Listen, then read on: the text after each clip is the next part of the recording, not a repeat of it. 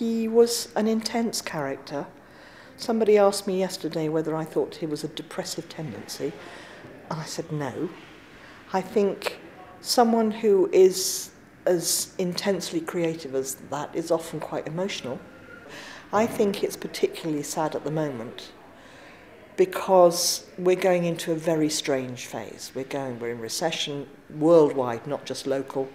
We're in a very odd place where our UK is losing its confidence.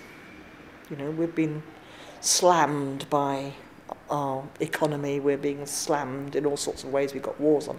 It would have been very interesting to see how creatively he would have dealt with that and how creatively he would have found the messages, because it's about messages, that we as a society would have bought into and identified with.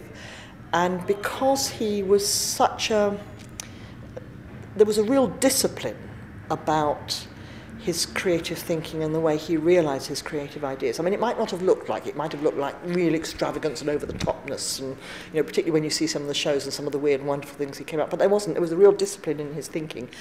I think it would have been fascinating to see how he would have dealt with something that wasn't riding the crest of a wave going up like that, but a downturn. And I think it would have challenged his creativity, and I think he would have come up with some really, really interesting things. And I think that is a huge loss for us.